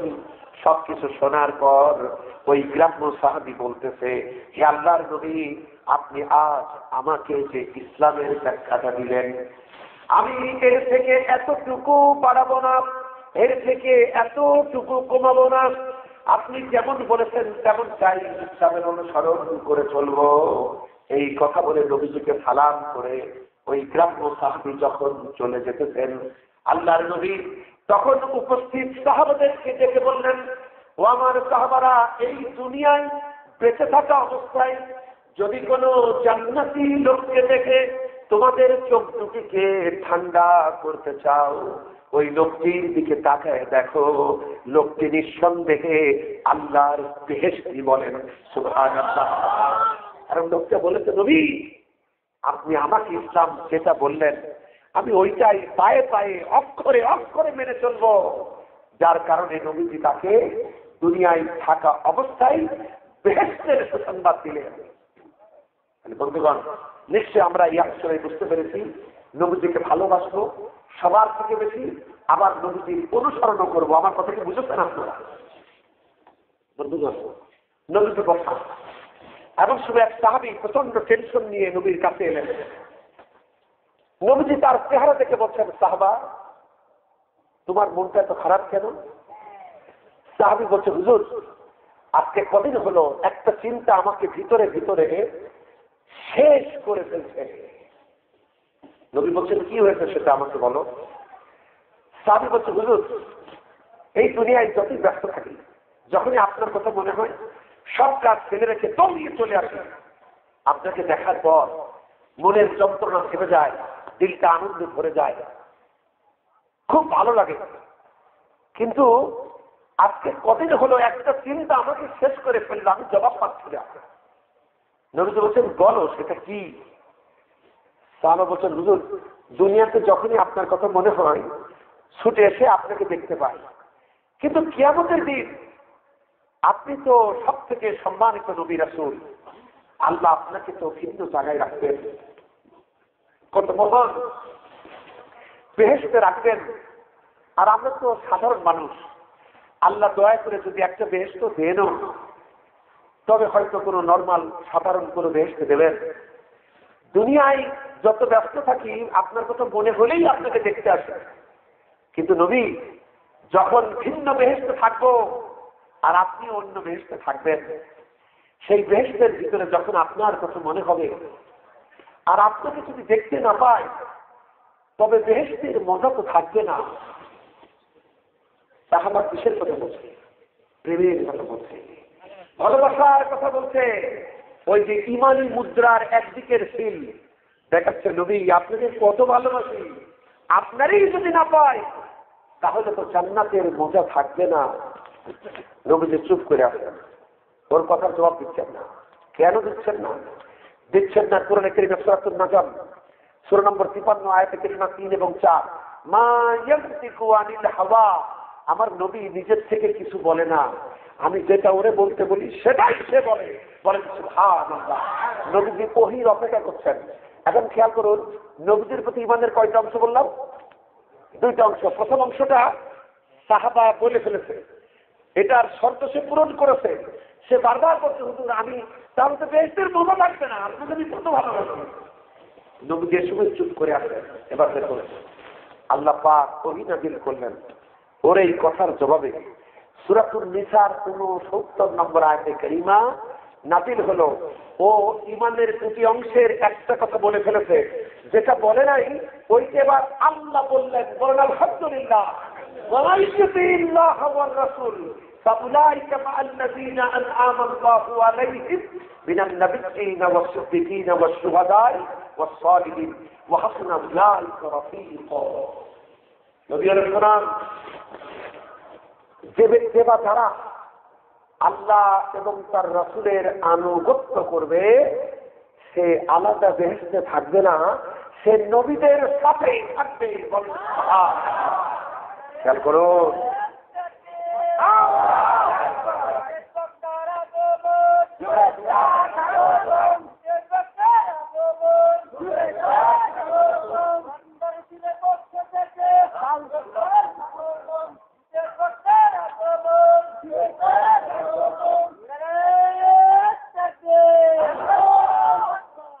আচ্ছা আপনারা খেয়াল করুন, নবীজি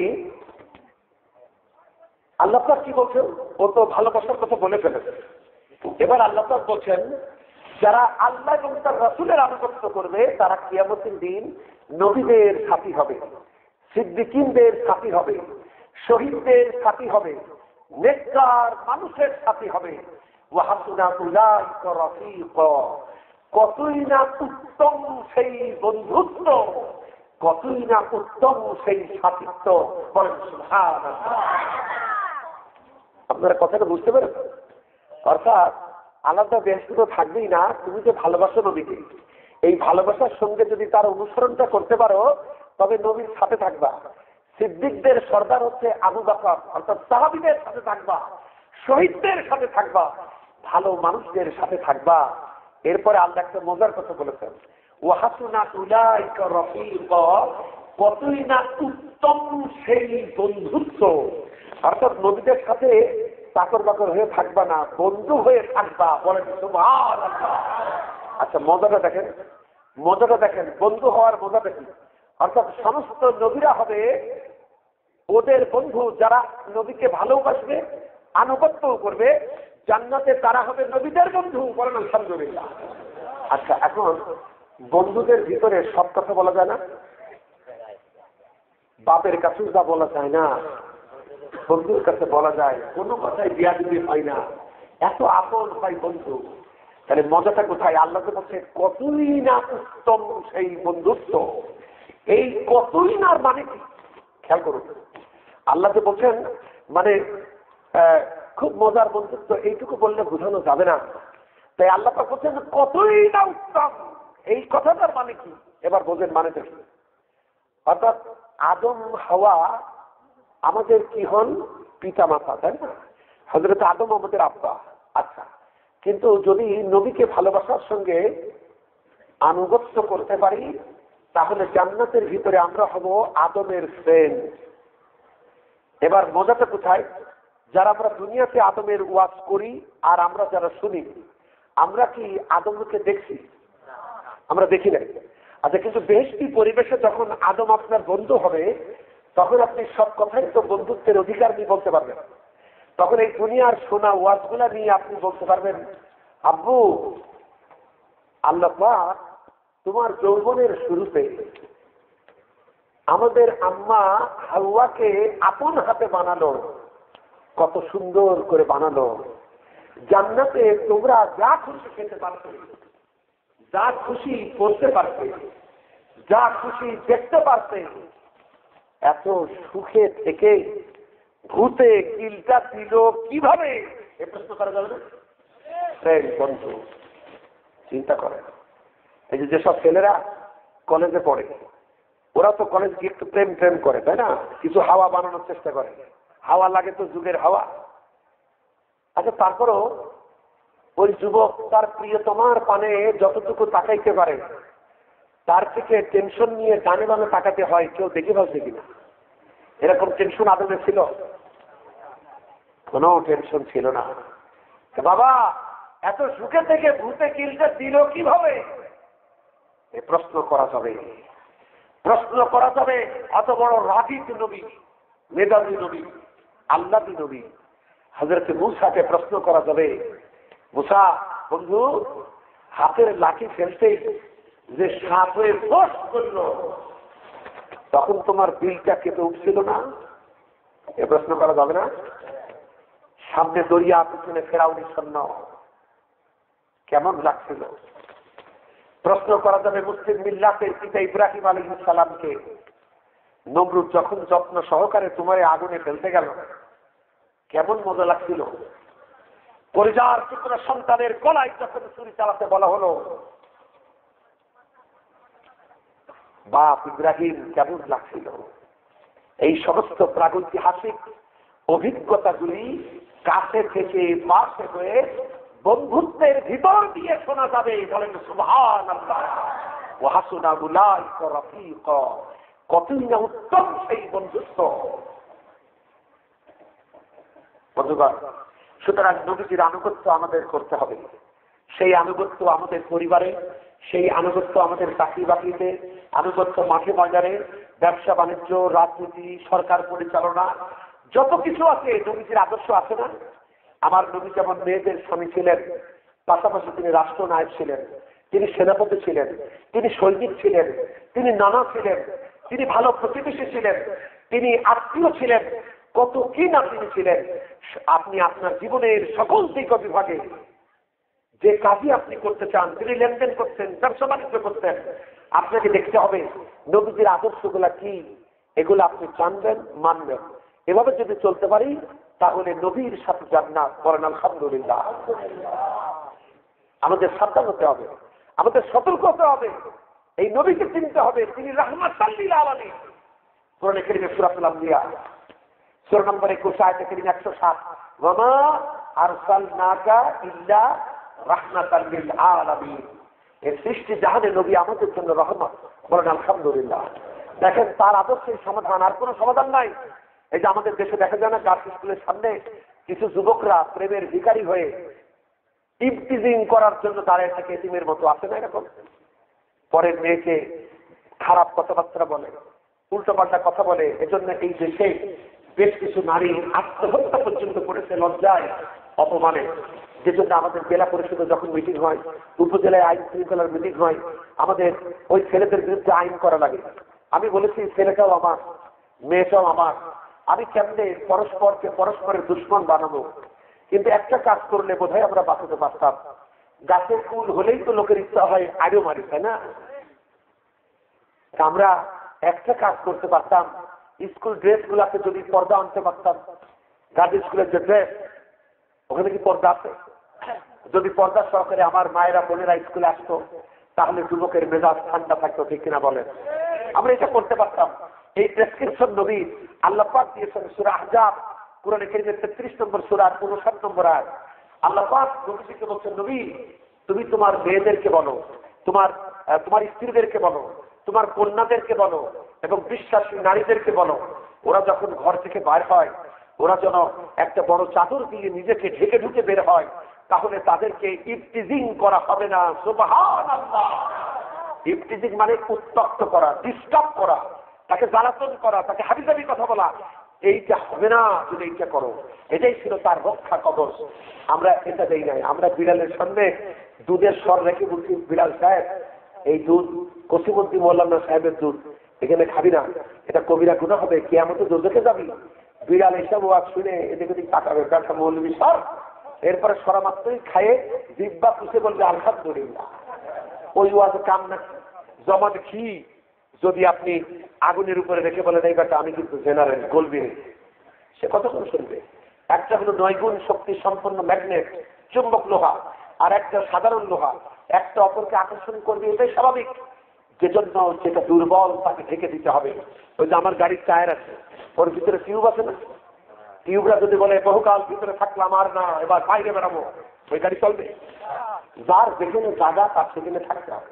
এই যে আপনার এখানে দুটি তারের ভিতর দিয়ে কারেন্ট আসছে না, একটা নেগেটিভ তার আর একটা পজিটিভ তার, তাই না? এই নেগেটিভ পজিটিভ একটা নারী তার, একটা পুরুষ তার, ওরা একসাথেই আছে, কিন্তু ওদের দুজনের মাঝে প্লাস্টিকের পর্দা আছে না? ওই পর্দা না থাকলে আলো জ্বলবে, আগুন জ্বলবে, সারিয়ানা পুড়ে যাবে, ধ্বংস আমাদের ভিতরে চলে আসবে, ফায়ার ব্রিগেড নাজিল হবে, আমাদের দৌড়িয়ে পালাতে হবে। যে অনুরূপ ভাবে এই তারের মাঝে যেমন পর্দা আছে, ওরা একসাথে মিলে মঙ্গলের আলো জ্বালাচ্ছে। নারী আর পুরুষ দুটি শক্তি তারা সম্মিলিত ভাবেই কাজ করবে, তাদের প্রত্যেকের দায় দায়িত্ব আছে, কিন্তু মাঝখানে থাকবে এই প্লাস্টিকের মতো তার উপযোগী পর্দা। তাহলে সমাজে কল্যাণের আলো জ্বলবে। আর তা না হয়ে নবীজি বলেছেন, নারী আর পুরুষ যেখানে দুজন এক জায়গায় হয়, ওখানে 3 নম্বর লোক হয় শয়তান। সে একে অপরকে মনোনীয় লোভনীয় করে দেখায়, আকাম অনুষ্ঠিত করে দেয়। বলেন নাউযুবিল্লাহ। নবীজির কত সুন্দর ডেসক্রিপশন। আপনি দেখেন, আপনি যত আইন করেন এসব হবে না। আসল আইন হলো হৃদয়ের আইন দরকার। সবকিছু তো পুলিশে পাহারা দিতে পারবে না, পুলিশ কি সব দেখে না? কিন্তু এই দিলের পাহারা কেমনে দেবে? আজকে যদি আল্লাহ রোজার বিধান না দিয়ে যদি সরকার বিধান দিত রোজা কেউ খাবার না, তাহলে আমরা দিনের বেলায় পানিতে ডুব দিয়ে পানি খাতাম না? কারণ আমরা জানি পুলিশ পানির নিচে দেখে না। কিন্তু আমরা ডুব দিয়েও খাচ্ছি না কেন? কারণ দেখছে এমন একজন যে সব জায়গায় দেখে। আপনারা দেখেন কত স্বাভাবিক আইন। ধরেন দুটি যমজ বোন, যমজের একই রকম না প্রায়? দুটি যমজ বোন সমসুন্দরী, ওরা বাড়ি থেকে ধরুন 7 কিলোমিটার দূরে স্কুলে যাবে বাজারের ভিতর দিয়ে। একটা বোন পোশাক পরেছে ইসলামী পোশাক, আর একটা বোন পোশাক পরেছে বর্তমান আধুনিক পোশাক। রাস্তার মোড়ে বকেটে দাঁড়িয়ে আছে। দুটি বোন যখন সমসুন্দরী, ভিন্ন পোশাক, ওরা যখন যাবে স্কুলের দিকে, বকেটেরা কোন বোনটাকে ইফটিজিং করবে, খারাপ কথা বলবে, যে ইসলামী পোশাকে তার ডিস্টার্ব করবে? আধুনিক পোশাক। তাহলে আমার নারী জাতির বিপদ তার পোশাকের ভিতরেই, ঠিক কিনা বলেন? বন্ধুগণ, আসলে যুবকেরা যে উল্টাপাল্টা করে, এটা তো ওরা ক্রিয়া দেখায় না, ওরা প্রতিক্রিয়া দেখায়। আমি যখন বেলেল্লাপনা হয়ে বের হই, তখন আমি একটা ক্রিয়া ঢুকাই তার অন্তরে, আর ও যেটা করে ওটা হলো প্রতিক্রিয়া। কথাটা বুঝতে পেরেছেন? আমাকে পর্দা দেওয়া হয়েছে বাইর হওয়ার জন্যই। আমি বোরকা পরে ঘরে থাকবো না, আমি ইসলামী লেবাস করে শালীন পোশাক পরবো, এজন্য যে আমি বাইরে বেরোবো। এর মাধ্যমে আমি সমস্ত প্রতিক্রিয়াকে নীল করে ফেলছি। কিন্তু আমি যখন আধুনিকা হয়ে বের হব, তখন সমস্ত ঘুমন্ত শক্তিকে জাগ্রত করে দিচ্ছি, ঠিক কিনা বলেন? আমি আমার সমস্যার কারণ। তার ইসলাম ছিল সমাধান, আর আধুনিক নিয়ম কারণ হচ্ছে সমস্যা, ঠিক কিনা বলেন? ইসলাম সমাধান দিয়েছে। ইসলাম পেটে না দিয়ে পিঠের করে কিল মারে নাই। আপনি যদি এই গ্রামের মানুষকে ঠিক মতো জাকাত দিতেন, আপনার ক্ষেতের ফসল গরিব মানুষকে দিতেন, আপনার পাহাড়দার ছাড়াই আপনার লাউ কুমড়া নিরাপদ থাকতো, ঠিক কিনা বলেন? আমরা দেব না, রাস্তাতে যাই লাল পড়ে বিষ দিবি নে, তারা রায় আসুক করে দিল, আমরা দেই না। ইসলাম জাকাতের ব্যবস্থা করেছে, সবজার ফিতরা এত কিছু করে শেষে গিয়ে বলেছে চোরের হাত কাটাই। ইসলাম পেটে না দিয়ে পিঠের করে কিল মারে নাই। ইসলাম পর্দা দিয়েছে, চোখের উপরে আইন দিয়েছে, পরনারী দেখলে চোখ নামাও, নারীকেও বলেছে এভাবে করো, শালীন পোশাক করো। এত কিছু করার পর জেনা ব্যবসা কি সহজ হবে না কঠিন হবে? কঠিন হবে। এরপরেও যদি করে তাহলে তারপরে শাস্তি। কিন্তু প্রথমে তো এগুলো দেয় নাই। পেটে দিলে পিঠে সর। ইসলাম একটা মানবিক জীবন আদর্শের নাম। বন্ধুগণ, আমি আর কথা বলতে পারবো না, আমার ঘড়ি অনুযায়ী আর 1 মিনিট 10টা বাজছে। যদি আমার একটু মহোদয় ফিরে যান, তার সাথে আমার দেখা করতে হবে। আরো বেশ কিছু কথাবার্তা আছে, বর্তমান পরিস্থিতি নিয়ে ঝামেলা আছে। আল্লাহ রহম করুন, সাহায্য করুন। আপনাদেরকে দেখে গেলাম, যতটুকু বাড়িতে কথাগুলো বললাম, এটা আমল করলেই যথেষ্ট হবে, আমরা বলি আলহামদুলিল্লাহ। তো বন্ধুগণ, আমার অনুরোধে অথবা আমার সময়ের সীমাবদ্ধতার কারণেই আমি আজকের মাহফিলের বিশেষ মেহমান ইব্রাহিম নুরি, আমার প্রিয় ভাই, তাকে আমি অনুরোধ করেছিলাম আপনি আমার পরেই কথা বলুন, মানুষের ধৈর্যের দিক লক্ষ্য করে তারপরে তাদের নিয়ে দোয়া করবেন। তো উনি আসলে আমার আগেই কথা বলতে চেয়েছিলেন, ওনার দোষ না। আমি আসলে বাস্তব প্রেক্ষাপটে এই যে কাজ আমাকে ঘটাতে হলো। আমরা দোয়া করি আল্লাহ পাক আমাদের সবাইকে ভালো রাখুন, মেহেরবানি রাখুন, শান্তিতে, স্বস্তিতে, নিরাপত্তায় রাখুন, এবং কিয়ামতের দিন আমরা যেন সেই জান্নাতের ভিতরে যাই, যে জান্নাতে গিয়ে নবীজির কাছে থাকতে পারবো। আমরা বলি আমিন। আসসালামু আলাইকুম ওয়া রাহমাতুল্লাহি ওয়া বারাকাতুহু।